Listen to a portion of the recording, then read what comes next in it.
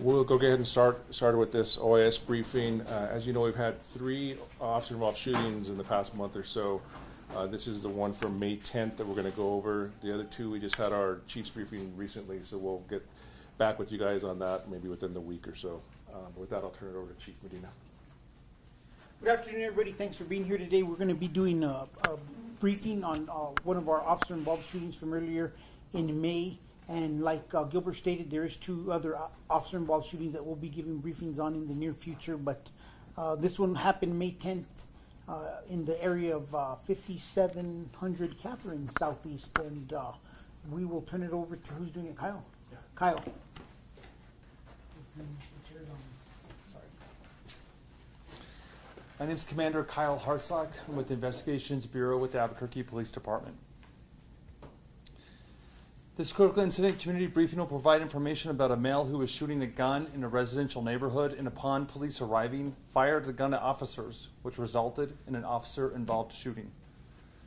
You're about to see relevant video footage, photos, and learn about other evidence and police procedures related to the case so you can have a better understanding of what occurred based on what we know right now. The APD conducts very thorough criminal and use of force investigations, which typically require investigators to interview multiple witnesses, review hours of video footage, and analyze a significant amount of forensic evidence. We're still at the early stages of this investigation, which can often take several months to complete. Our understanding of the incident may change as the additional evidence is collected, analyzed, and reviewed. We do not draw any conclusions about whether the officers acted consistent with our policies and the law until all the facts are known and the investigation is complete. A word of caution, the images and video may be disturbing. When police officers use force to arrest a subject or defend against an attack, it can be graphic and difficult to watch. In addition, there may be strong language by those shown in the video. The 2 officers that fired their weapons that day are up here on the screen. Sergeant Francisco Hernandez, who was assigned to the Southeast Area Command, has been with the department since 2007. He has been involved in 1 prior officer-involved shooting, and he is back to duty. Officer Alex Cassiano has been with the department since 2019, and he was also assigned to the Southeast Area Command. He has no prior officer-involved shootings, and he is now back on duty.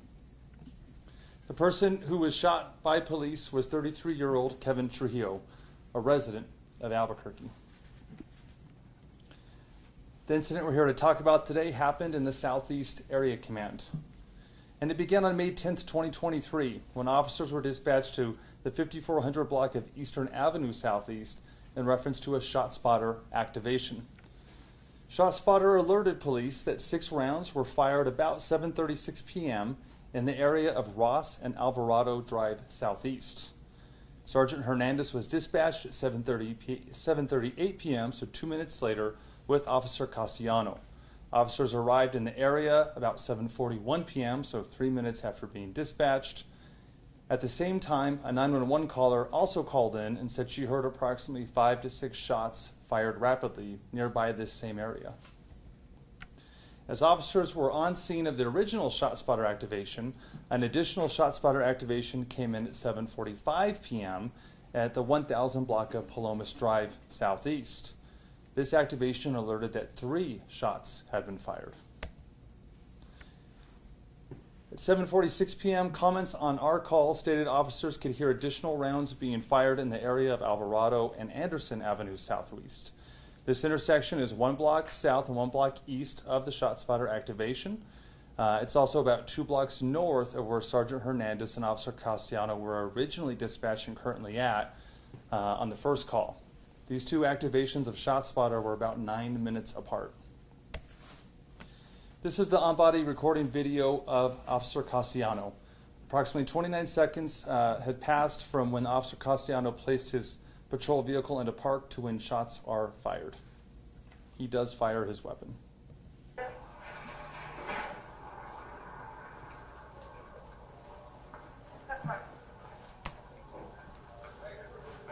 My man, come here, police department, come here. Show me your hands, show me your hands. Who's that? Let's fire. Oh, shit!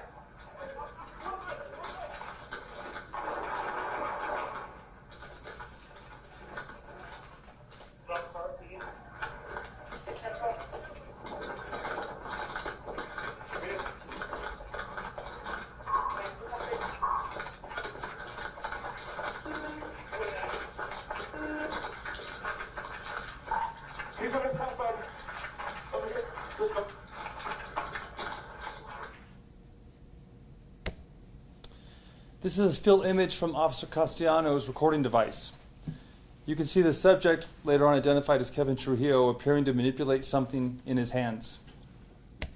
A couple frames later, again, this is a still image from the video you just watched. You can see Mr. Trujillo turning his back and facing Officer Castellano as he continues to run away. Sergeant Hernandez was also recording during this incident.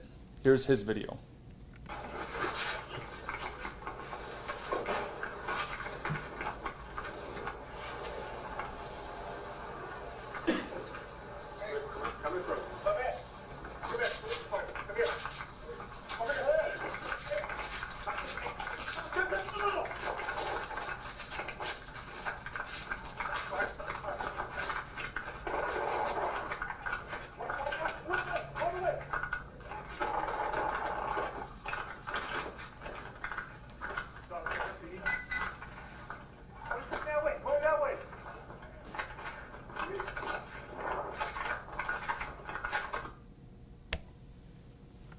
This is a photograph taken of the alleyway the suspect ran down during the shooting. Several casings to firearm magazines and live ammunition inside of a magazine were recovered. Blood was also observed to be on the ground in this area. This is a photo of that same area, but now inside the alleyway and looking out. Again, several casings, magazines, and live ammunition were found, including blood. This is where we believe Mr. Trujillo was firing back at officers. This wall here was directly behind Sergeant Hernandez as he was being fired upon by Mr. Trujillo. This wall and home that were behind Sergeant Hernandez received at least 4 impacts. This is an example of one of the impacts that penetrated the cylinder block wall that was behind Sergeant Hernandez. And this is a close-up photo of one of the impacts into a home that again was behind Sergeant Hernandez as he was being fired upon. After shots were fired at 5700 Catherine, Mr. Trujillo evaded officers by running away. While we're not sure of the exact path he fled, we do know that he arrived at his mother's residence nearby. She would later tell officers that her son, Kevin Trujillo, had come to her residence with a gunshot wound to his upper chest. She stated she thought he had 2 guns on him at the time. Kevin asked his mom if he could come inside, and she denied him access. She told officers her son is homeless, has schizophrenia, and believed people were recording him. At approximately 9:54 p.m., officers discovered Trujillo in this area, currently highlighted by the 3rd arrow, which was very close to his mother's residence. He was taken into custody without incident and was found to have a gunshot wound and was treated immediately. This photograph shows the area where we believe Trujillo had been hiding from officers after he had fired at us and after he had been shot. You could see some blood smears on the wall. And I'll show you another photo here in a second. There's a flashlight on the ground right next to those air conditioning units. The flashlight had damage consistent with being shot. This is the close-up of that flashlight that's on the ground. You can see the damage in the middle, and what we believe is a projectile is lodged in the middle of this flashlight. This is a residence next to the property where Mr. Trujillo was located. Behind the chain link fence you see on the left side of the photo is where a firearm was located. There was also blood located on that cylinder block wall and the trash cans. This is a photo showing where we recovered a firearm. There were 2 additional magazines just off to the right, all loaded with live ammunition. The firearm Kevin had in his possession was found to be stolen the day before during a nearby residential burglary, and at the time of this shooting was not connected to any other reported shootings. The burglary is still under investigation. The preliminary investigation is showing us that this gun is the same one that was used to fire at police based on the casings that were found back in the alleyway. Again, the person who was shot by police was 33-year-old Kevin Trujillo, a resident of Albuquerque. Kevin told officers, and they observed upon his arrest, that he had been shot. Kevin had a gunshot wound to his shoulder, and it does appear the bullet entered his back and exited out the front. The DA's office filed for pretrial detention, and a judge granted that motion, holding Trujillo in jail until trial. On May 26, a grand jury indicted Trujillo for aggravated assault on a peace officer, tampering with evidence, resisting arrest, and negligent use of a deadly weapon. He remains at MDC. Over the next several months, the Albuquerque Police Department will continue to investigate and analyze this incident. We will continue interviewing any new witnesses that come forward and complete any forensic tests. After the investigation is complete, our Force Review Board will forward the findings to the Superintendent of Police Reform to determine if this incident met the high standards of the Albuquerque Police Department. The MATF will forward their case to the District Attorney's Office, who will make any determination of criminal charges. Any questions on this? Yes? So with Trujillo, was he suspected to be the person initially firing those weapons that were called on by a ShotSpotter, and were anyone injured during those the initial rounds of guns being fired? I'll answer it in reverse. No one was injured outside of Mr. Trujillo receiving the wound. We do believe he was that shooter, and we're still testing more evidence to more positively confirm he did both those shootings. What was the previous officer-involved shooting that Sergeant Hernandez was involved in? I'd have to get that information, and I'm sure we can get it back to you. I don't have it right now. I'm sorry. Can you just describe in as much detail as police know that moment that we saw when the officer ran into the alley and then is shot at pretty quickly? It was hard to tell who was shooting who, but like, do you know how the suspect was sitting when he fired at officers, or was he waiting? At this point, we don't know exactly how he was postured, but he's definitely firing out through the alley, and that's where we believe those rounds are hitting the cylinder block wall and the house back where Sergeant Hernandez is starting to take that area. Yes? That flashlight that had been shot, was that a flashlight that had been in the possession of one of the... We're alleging that he had it on him at the time, and as he was hiding from police, he discarded it, and it likely took either a round from his own weapon or from our weapons, but we don't quite know yet. Okay, but it was in his possession. It was in the area where the blood is smeared, and we believe he left it. Again, he would eventually walk out to K-9 units and surrender to our commands. We just believe he was hiding there. Is that blood that we saw on the side of that home, is that being tested to see if that is in fact his blood, where you guys found all of that? Yeah, we will test that blood, but that can take longer than the timeline to get these briefings done for you guys. And then can you tell me one more time, the gun that was found that you believe Trujillo was using was reported stolen, right? Yes. When was that reported stolen? The day before. The day before. Yes, and it was just a residential burglary. Just a person came home, house broken into, gun gone. Was that in the same area? It was only a few miles away. Okay. General kind of part of town, yes.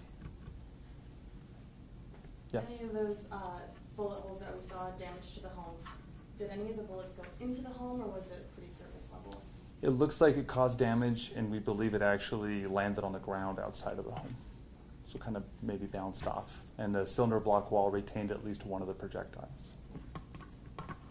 How does, I know use of force is something that they talk a lot about with your, the deal with the DOJ right now, with DOJ oversight. How does having 3 officer-involved shootings in 1 month impact your relationship with the DOJ? Let Chief handle You know, that. the DOJ looks to see if we did a thorough review, if the use of force was within policy. And that's a great question, because a lot of people are confused and they think, oh, there's been 3 shootings, it must be bad for DOJ. Well, there's certain things DOJ looks for. Was the use of force appropriate? Was it authorized? Number 2, if it wasn't, did APD catch that? Number 3, did they hold the individual accountable? And like number 4, are we looking for trends and patterns to make sure that this doesn't happen in the future? So I know that people focus on the fact that we had this series of officer-involved shootings in the recent past, but let's not forget that from December, January, February, March, April, we had 0 officer-involved shootings. So there are just peaks and valleys of when we see incidents occur. We went a couple weeks without homicides, and this morning I read that everybody's freaking out because we had homicides this weekend. It's the same thing. There's peaks, there's valleys, and right now, obviously, we've seen a few more officer-involved shootings than we had for the previous 6 months. And speaking of the shootings that we had this weekend, 3 dead at a house party, how are we, is there any talks about bringing back like the party patrol? We've talked about that in the past. That's tied to resources. Of course, everybody knows I'm a big supporter of Party Patrol. It is a program that I was greatly involved with earlier in my career. But we also have limitations on resources. And one of the things I did ask for was for us to see if there was a call history or a call that party patrol would have gone out to prior to the shooting occurring, and there was no call. So just because we would have had party patrol doesn't mean that somebody would have called the police that this party was out of hand and that we would have gotten dispatched to it. And we've seen a lot of teenagers with We guns have. getting hit with. What is your comment on that? You know, years ago, we used to see individuals get in a fist fight, and rarely did somebody have a gun. There are more and more teens armed with firearms now than any other period that I've ever seen. And I don't think there's not one current officer who would say otherwise. Like, we've seen there's a lot of teens armed with guns, and we see simple parties and simple disputes turn into shootings because of the availability of firearms.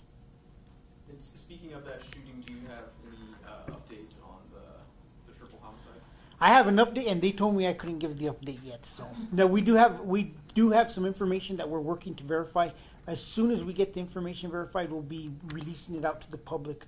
But we don't feel there is a threat to the community right now.